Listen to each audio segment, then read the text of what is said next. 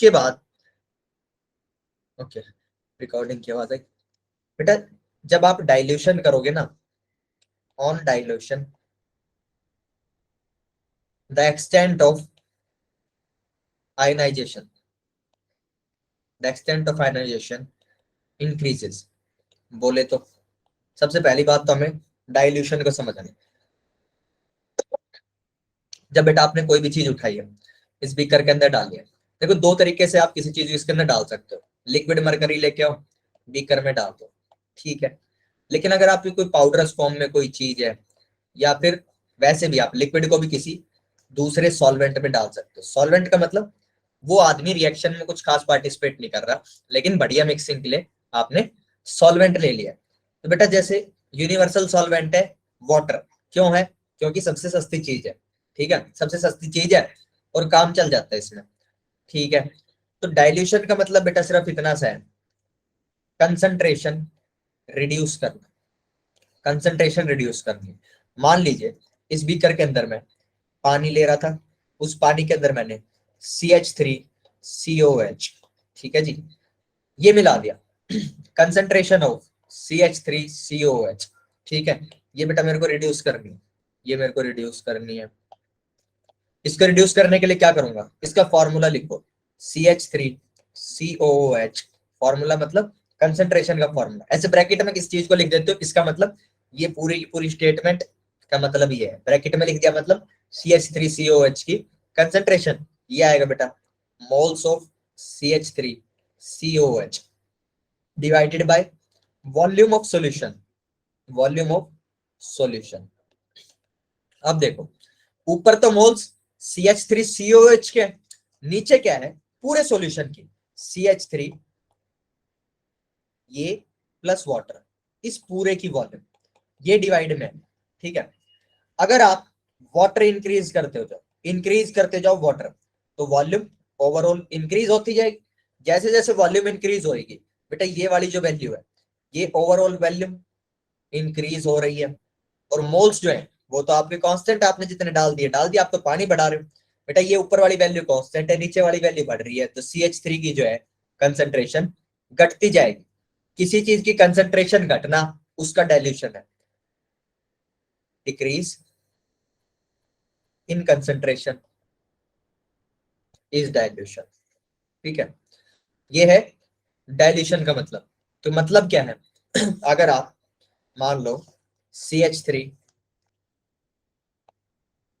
CH3COH को बच्चों ionise कराना चाहते हो, आयनाइज कराना चाहते हो, क्या बनेगा बच्चों इसका आयनाइजेशन पे जो आयंस बनते हैं वो ये आयंस बनते हैं। मान लीजिए बेटा आपने T=0 के ऊपर 2 मोल इसके उठाए, 2 मोल उठाए, सही बात बेटा। इसके जो है 0 और 0 इनिशियली कोई मोल्स नहीं थे, आप इक्विलिब्रियम पे पहुंचे, T इक्विलिब्रियम, इक्विलिब्रियम जो वैल्यू हो जाएगी वो इसकी 1 मोल, ठीक है। मान लेता हूं, अज्यूम किया मैंने कि 1 मोल CH3COH का बच गया है। अगर इसका 1 मोल बचा है सर, जब 1 मोल CH3COH का खर्च होता है तो 1 मोल CH3CO माइनस बनेगा और बेटा 1 मोल H+ बनेगा, ठीक है। यही मतलब है कोफिशिएंट से, यही समझते हैं। अगर इसका 1 1 1 कोफिशिएंट है तो फिर सेम रेशोज के अंदर चीजें बनेंगी, ठीक है। ये बात हो गई। इसका मतलब 2 मोल शुरू में थे, अब सर 1 मोल बचा है, यानी कि सर खर्च कितने हो गए 1 मोल, 1 मोल बचे अगर खर्च हो गए CH3COH के, इसके भी कितने बनेंगे CH3CO माइनस के, जितने खर्च होने उतने बनने। मैंने 1 मोल ऐसी वाली मान ली कि सारी की सारी वैल्यूज बराबर आ रही है, लेकिन ऐसा जरूरी नहीं है। अगर यहीं पे 1 मोल की जगह मैंने यहाँ पे बचा लिए होते 0.6 मोल, तो फिर यहाँ पे 0.6 नहीं बन रहा होता, 1.4 बन रहा होता, ठीक है। तो ये डाउट कोई अपने दिमाग में ना ले, मैं वैल्यू जनरली आसान लेता हूँ ताकि कैलकुलेशन इजी हो जाए। 1 वगैरह उठा लेता हूँ, 1 10 5 ऐसी वैल्यूज, ताकि कैलकुलेशन कॉम्प्लिकेट ना हो। अभी के लिए मेरे को ज्यादा कैलकुलेशन भी नहीं करनी, सिर्फ इतना कह रहा हूँ कि मैंने जो है ये एक सिनेरियो लिया, यहाँ पे बेटा अल्फा जो आएगा मेरा 0.5 आएगा, ठीक है। कैलकुलेट करके देख लेना, अल्फा मैंने आपको बता तो दिया, ये अल्फा क्या होता है, खर्च बटे इनिशियल, ठीक है। खर्च बटे इनिशियल, खर्च कितना हुआ 1 मोल हुआ, इनिशियल था बेटा 2 मोल, तो अल्फा की वैल्यू आ गई 0.5। मैं सिर्फ इतना कह रहा हूँ कि मान लीजिए इस टाइम के ऊपर आपने जो वॉल्यूम ली थी सोल्यूशन की, वॉल्यूम इक्वल 1 लीटर ली थी, आप क्या काम करो, आप इसकी वॉल्यूम को इंक्रीज कर दो, वॉल्यूम ले लो आप 10 लीटर, ठीक है। और अब जो डेटा लिखूंगा वो कोई मतलब कैलकुलेटेड नहीं, कोई ये मत कहलाना सर इतना नहीं होगा, मैं अजम्पशन मान रहा हूँ, मेरे को ये पता है, हाँ बिल्कुल 0.5 होगा, ठीक है अंकित। मेरे को ये पता है कि जब मैं वॉल्यूम बढ़ाऊंगा तो मैं डाइल्यूशन कर रहा हूँ, तो जब डाइल्यूशन करूंगा तो पहले अगर इक्विलिब्रियम तक 1 मोल खर्च हो जाता था तो अब उससे तो ज्यादा ही होगा, ठीक है, उससे ज्यादा खर्च होगा।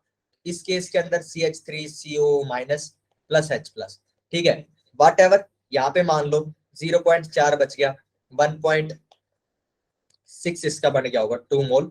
ये कब है, जब मैंने वॉल्यूम 10 लीटर कर दी, इसका 1.6, इसका अल्फा जो भी आएगा वो मोर देन 0.5 आएगा। आयनाइजेशन जो है बढ़ गया, और ज्यादा मोल्स टूट के CH3CO माइनस और H प्लस बना दिया, ठीक है जी। ये हो जाएगा अल्फा इसका ज्यादा आएगा, जो भी इसकी वैल्यू आएगी 0.6 0.5 वॉट, कितना हो जाएगा 1.6 डिवाइडेड बाई 2, 0.8 आ जाएगी अल्फा की वैल्यू। ये वैल्यू जो आएगी आपकी ज्यादा आएगी। क्यों ज्यादा हुई बच्चों ये, क्योंकि मैंने वॉल्यूम सॉल्यूशन का बढ़ा दिया, इससे क्या हो गया डाइल्यूशन, ठीक है। ये बात क्लियर, अगर डाइल्यूशन कर दूंगा तो ज्यादा मोल्स आयनाइज हो जाएंगे, ठीक है, वीक इलेक्ट्रोलाइट के अंदर ये बात हो चुकी है। ओके, किसी को डाउट हो तो बोल देना, वरना आगे बढ़ते हैं। आयनाइजिंग सॉल्वेंट क्या लेना है, आयनाइजिंग सॉल्वेंट, आयनाइजिंग सॉल्वेंट बेटा अगर आपको किसी चीज की आयनाइजेशन करानी है, सॉल्वेंट का मतलब देखो, अगर आप कोई चीज ले रहे हो, कोई चीज बिना सॉल्यूशन के भी आयनाइज हो सकती है, एसिड्स जनरली, जैसे कि CH3COOH है, आप इसको लिक्विड या प्योर ले लो तो भी आयनाइज हो रहा होगा, ठीक है। और हम आयनाइजेशन कराने के लिए जैसे मैंने बोला सॉल्वेंट के अंदर भी चीजों को डाल के आयनाइजेशन करा सकते हैं, ठीक है। ये अलग अलग बात है कौन सी चीज पानी में डिसोसिएट होगी या कौन सी चीज अपने आप ही डिसोसिएट हो रही है, धीरे धीरे सब समझ में आ जाएगा। अभी के लिए कह रहा हूँ कि अगर आयनाइज करने के लिए आप सॉल्वेंट यूज करना चाहते हो, सॉल्वेंट कैसा यूज करोगे, सॉल्वेंट बच्चों पोलर यूज करना है, सॉल्वेंट पोलर यूज करना है, क्योंकि पोलर जो मॉलिक्यूल होता है उसके अंदर 2 एंड्स होते हैं, एक डेल प्लस एक डेल माइनस। ये क्या करेगा, आपका जो भी कंपाउंड है जिसको आप आयनाइज करना चाहते हो उसके डेल प्लस उसके अंदर भी डेल प्लस डेल माइनस मिलेंगे, तभी उसका आयनाइजेशन पॉसिबल है।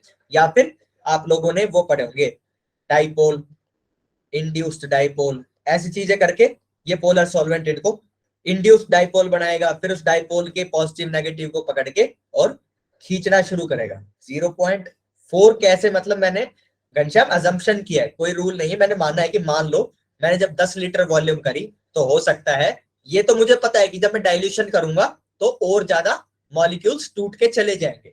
क्यों चले जाएंगे वो एक अलग बात है, लेकिन मैंने आपको इतना बताया जब डाइल्यूशन करोगे तो आपके मॉलिक्यूल्स और ज्यादा टूटने में चले जाएंगे, ठीक है। क्यों चले जाने के ऊपर अभी बात कर लूंगा, चलो ठीक है। बाकी 0.4 कोई कैलकुलेटेड डाटा नहीं, मैंने माना है ऐसे कि आपके और ज्यादा मोल्स टूट के खत्म हो जाएंगे, ठीक है।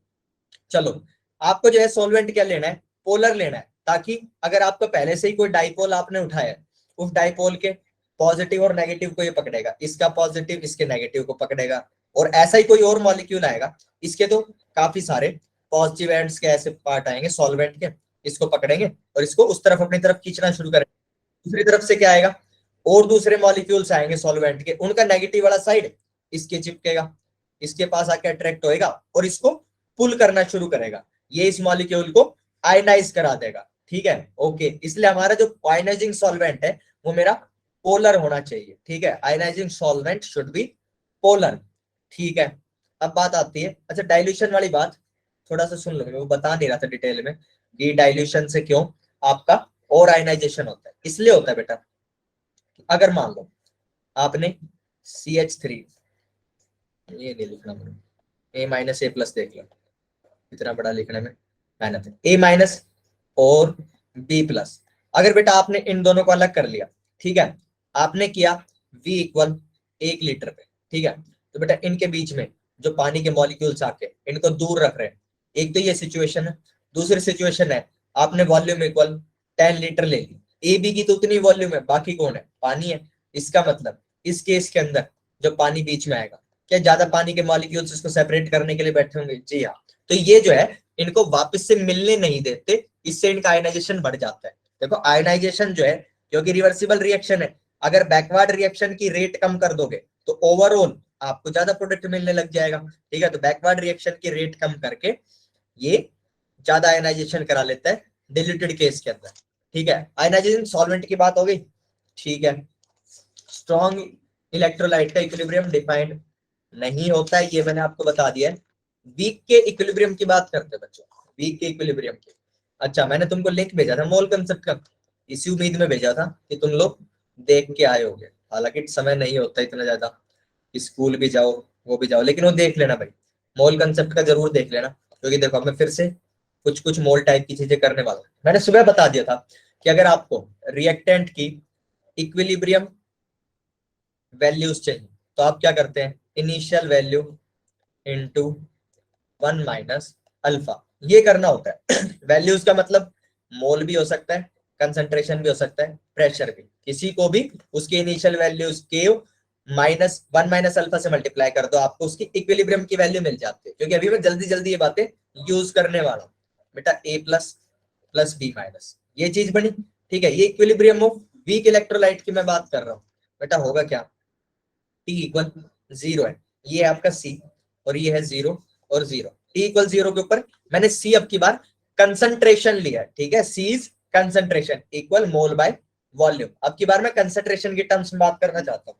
बेटा टी इक्वल टी इक्विलिब्रियम के ऊपर क्या होगा, अगर इसके कंसंट्रेशन के अंदर से सी इंटू 1 माइनस अल्फा बचाऊंगा तो उस केस के अंदर बेटा ये कितने बन गए होंगे, सी अल्फा और ये सी अल्फा। क्यों बनते हैं, क्योंकि इसका 1 कोफिशिएंट है, इसका भी 1 है, इसका भी 1 है। अगर इसके कोफिशिएंट्स अलग अलग होते तो फिर अलग अलग अमाउंट्स में चीजें बन रही होती। उसके बाद क्या बनता, अगर कोफिशिएंट इनका इसका मान लो 3 होता तो बेटा ये 3 सी अल्फा बन जाता। ठीक है, कैलकुलेशंस करके देख लेना, अब मैं सीधे सीधे लिखूंगा। ठीक है, क्योंकि आपको बताया है अल्फा, आप लोग चेक कर सकते हैं नोट्स में, देखोगे ना सारी चीजें सही है। बेटा ये जो है आपकी वैल्यूज टूट के इतनी आ गई आयनाइजेशन के बाद कंसंट्रेशन की। अगर मेरे पास कंसंट्रेशन आ चुके हैं तो क्या मैं इस रिएक्शन के लिए के इक्विलिब्रियम लिख सकता हूँ, बिल्कुल लिख सकते हैं सर। केमिकल में के इक्विलिब्रियम लिखना है तो सीख क्या है, के इक्विलिब्रियम क्या हो जाएगा बेटा, के इक्विलिब्रियम हो जाएगा इसका बी माइनस की कंसंट्रेशन ए प्लस की कंसंट्रेशन, दोनों के कोफिशिएंट 1 1 लेंगे, उसके अंदर बेटा डिवाइड कर देंगे ए बी की कंसंट्रेशन को। आप जैसे इसको डिवाइड कर दोगे क्या लिखोगे, सी अल्फा का स्क्वायर आएगा बेटा, C alpha into C alpha divided by C into 1 minus alpha. एक सी तो यहां से उड़ा दो। ठीक है, एक सी तो खत्म हो गया, आपके पास क्या आएगा, C alpha square upon 1 minus alpha K equilibrium. ठीक है, याद रखना, इस टर्म को याद कर लो, C alpha square upon 1 minus alpha. जब भी आप बाइनरी चीजों को तोड़ोगे तो आपका आंसर कुछ कुछ ऐसी जनरल जो स्टेटमेंट है ना जिसके कोफिशिएंट 1 और 1 का जो कोफिशिएंट लेके चल रहे हैं, दोनों साइड 1 1 1 है। और बाइनरी का क्या मतलब होता है बता देता हूँ, बाइनरी इलेक्ट्रोलाइट्स, बाइनरी का मतलब है बेटा आपने ए बी उठाया था, एक चीज उठाई, ए बी जो आपने उठाया वो कितने चीजों में बटा, सर 2 आयंस में आया। ऐसा भी पॉसिबल होता है कई जगह के ऊपर। फॉर एग्जांपल आप क्या ले रहे हो, आप ले रहे हो एल ओ एच 3, ये आयनाइज होके एल प्लस 3 बनाएगा और 3 ओ एच माइनस बना लेगा। सर टोटल कितने बनाए, 4 आयंस बना दिया। मैं ऐसी चीजों की बात कर रहा हूँ जो 2 ही आयंस बनाए, तो 2 ही आयंस बनाने वाली चीजों को क्या बोलेंगे, बाइनरी इलेक्ट्रोलाइट। हमारे आयनिक इक्विलिब्रियम के अंदर आपको बाइनरी ही डील करने, एक चीज टूट के 2 में बन रही होगी। ठीक है, अगर कोई ऐसी चीज आएगी, मान लो आपके पास H3PO3 आएगा, ये तो है ओवरऑल टूट के 3H प्लस बनाएगा प्लस PO3 माइनस 3 बना लेगा बेटा, ये बात सही है। लेकिन हम इसको कैसे पढ़ते हैं, हम इसको स्टेप्स में तोड़ लेते हैं। हम हर बार इसको बाइनरी इक्वेशन मतलब बाइनरी इलेक्ट्रोलाइट की तरह ट्रीट करते हैं, H2PO3 माइनस, उसके बाद नेक्स्ट स्टेप में क्या करेंगे, अगला H निकालेंगे, H2PO3, ये जो थे यहाँ पे, ये लोग यहाँ पे आ गए। ठीक है ये भाई साहब, और इनके अंदर से आपने एक H निकाल लिया, क्या बच गया, HPO3 माइनस 2। उसके बाद इसको उठा के यहाँ पे लेके आओ और आप क्या करोगे, यहाँ पे बना लोगे बेटा HPO3 माइनस 2 से एक और H प्लस प्लस आप क्या बना लोगे, PO3 माइनस 2। तो आपने क्या किया, आपका जो ये था एसिड, इसको आपने बाइनरी इलेक्ट्रोलाइट के स्टेप्स के अंदर तोड़ लिया ताकि आपके कैलकुलेशंस इजी हो जाए। तो मैंने ये कहा कि जब आप बाइनरी इलेक्ट्रोलाइट यूज करोगे 1 1 इसके कोफिशिएंट्स होंगे, तो आपके पास क्या आएगा, ये वाला फॉर्मूला यूज होगा। ये काफी बार जब आप प्रैक्टिस कर लोगे तो आपको याद रहने लगेगा कि कब आपको सीधे सीधे फॉर्मूला लगाना है, लेकिन आयनिक के अंदर ये बहुत बार यूज होने लग जाता है। ठीक है, ये मैंने आपको बताया के इक्विलिब्रियम आप कैसे लिखोगे किसी वीक इलेक्ट्रोलाइट का। स्ट्रॉन्ग का तो लिख नहीं सकते, स्ट्रॉन्ग का सुबह बात करी थी कि आप जो है स्ट्रॉन्ग का जब लिखने जाओगे तो उसका जो रिएक्टेंट साइड होता है वो 0 हो जाता है, तो नॉट डिफाइंड आता है इसका के इक्विलिब्रियम। ठीक है, वीक का लिख सकते हो क्योंकि इसके अंदर कुछ ना कुछ रिएक्टेंट बचा होगा, सारा का सारा आयनाइज नहीं होगा, तो ऐसे करके आप इसका के इक्विलिब्रियम लिख लोगे। यहीं पे अगर मैं आपको, ये मैंने आपको क्या, ए बी कोई भी जनरल एक इलेक्ट्रोलाइट लेके आयनाइज करके बताया। यहाँ पे आप क्या करो, एक एसिड ले लो, एक वीक एसिड ले लो। जब आप वीक एसिड को आयनाइज करोगे उसका के इक्विलिब्रियम लिखोगे बेटा, उस के इक्विलिब्रियम को क्या बोल देंगे, के ए ऑफ दैट एसिड। ठीक है, एग्जाम्पल के ए और के बी लिखना देख लेते हैं कि के ए और के बी क्या होता है। आप लोगों ने अगर स्कूल में पढ़ा होगा तो काफी लोग तो आज तक इसी चीज में कंफ्यूज होंगे कि ये के बी और के ए क्या भला है। चलो एसिड के लिए लिखते हैं, पहले क्या करते हैं, एक वीक एसिड ले लेते हैं। एक वीक एसिड ले लिया बेटा मैंने, वीक एसिड सबसे प्यारा सुंदर प्यारा CH3COH। ठीक है, इसी को लपेट करेंगे। एक वीक एसिड लिया मैंने, इस वीक एसिड के अंदर क्या करेंगे बेटा, आप इसको आयनाइज करो। ठीक है, इसको आयनाइज करो, CH3CO minus plus H plus, ये चीज बन जाएगी बेटा।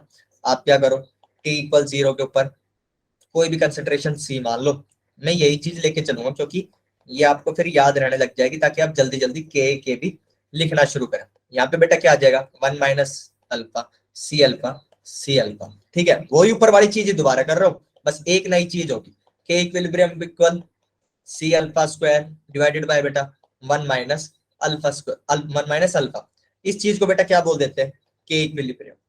के equilibrium is the equilibrium constant for dissociation या आयनाइजेशन।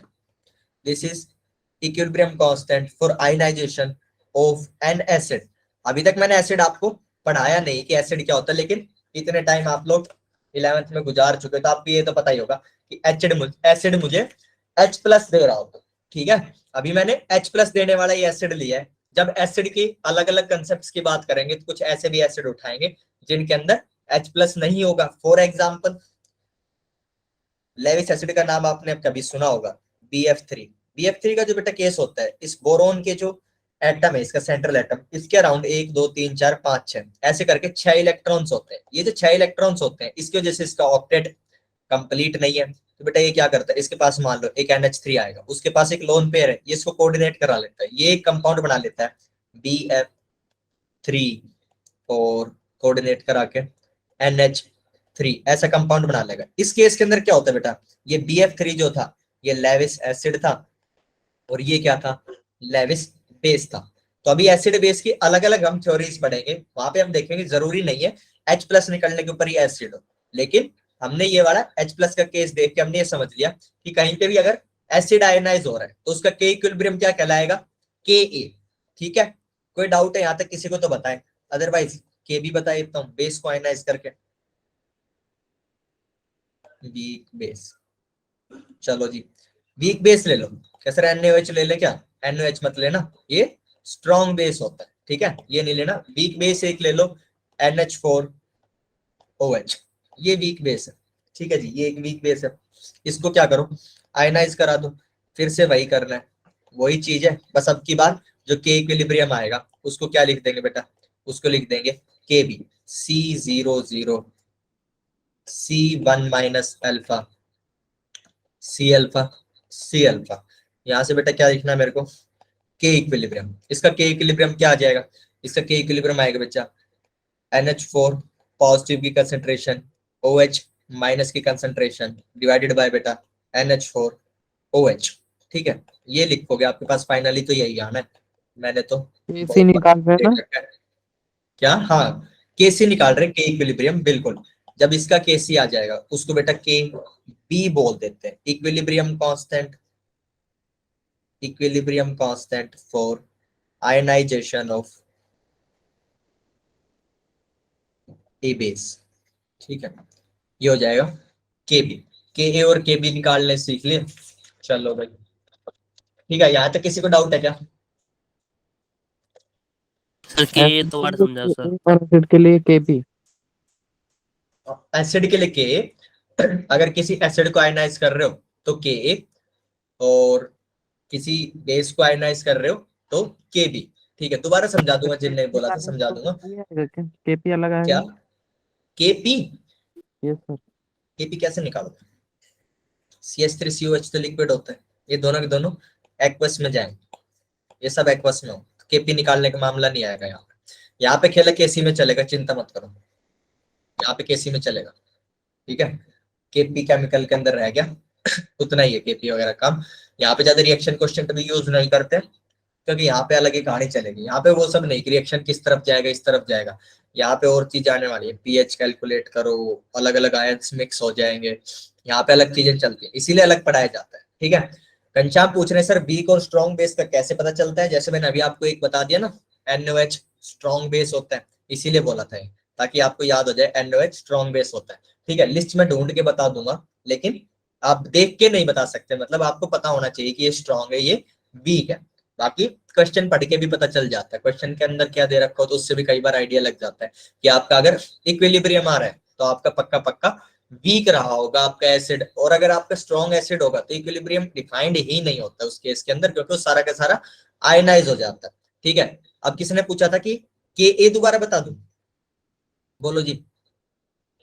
बेटा के अंदर क्या करना यस है, सर। आपको कुछ नहीं करना है, एक वीक एसिड उठाओ, उसको H+ उसका निकाल लो, जो बच गया वो वाली चीज लिख दो, वो उसका क्या हो गया, अनायन हो गया। कंजुगेट बेस बोलते हैं वैसे इसको, आगे जाके बात करेंगे। ठीक है, तो कंजुगेट बेस हो जाएगा इसका ये।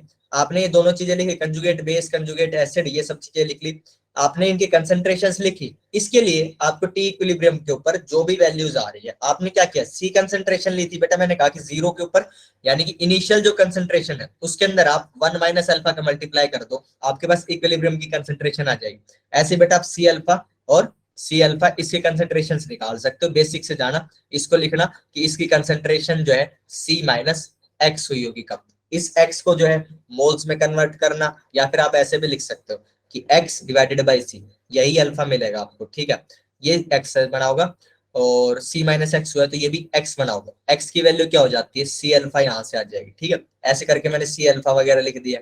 ठीक है, ओके, अब ये ना प्रैक्टिस करो, जितना खोलोगे सारी की सारी चीजों को। मैंने मोल्स के बेसिस के ऊपर आपको डिग्री ऑफ डिसोसिएशन की डेफिनेशन बता दी थी, वहां पे ये भी बता देता कि 1 माइनस अल्फा पर लिखोगे तो आपके पास ये चीजें आ जाएगी। ठीक है, इसकी प्रैक्टिस करोगे, लिखना आ जाएगा। के इक्विलिब्रियम का यहाँ पे जो वैल्यू आएगा वो आएगा बेटा C alpha square upon 1 minus alpha, यही किसके बराबर होता है बेटा, आपके के ए बोल देते हो। इस के इक्विलिब्रियम को क्या बोल देते हैं, के ए बोल देते हैं sir, equilibrium constant for ionization of an acid. ठीक है, ऐसे ही अगर आप किसी बेस को आयनाइज कर लेते हो तो उस केस के अंदर हमारे पास जो के इक्विलिब्रियम आता है वो क्या आ जाता है, हमारा के बी बोलते हैं उसको, equilibrium constant for ionization of a base.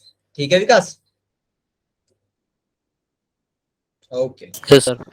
चलो आगे बढ़े। बस यहीं तक है, यहीं तक नहीं, मतलब पढ़ाना तो है, लेकिन पिछली क्लास में यहीं तक पढ़ा के आया हूं। उनको बहुत टाइम लग गया था मेरे को पढ़ाने में, पढ़ाने के प्लान्स थे मेरे, तो तुम लोग डाउट्स पूछ लो, मतलब मैं तो पढ़ के आया हूँ, लेकिन फिर आगे पीछे क्लासेज हो जाएंगे, फिर मैं बहुत कंफ्यूज होता हूँ। और तुम्हारे लिए भी ठीक ठाक थ्योरी हो गई आज की, बोलो और पढ़ना है तो मैं और पढ़ा दूंगा, डाउट्स करने हैं तो डाउट्स कर सकते हैं, मेरी तरफ से दोनों ऑप्शन हैं।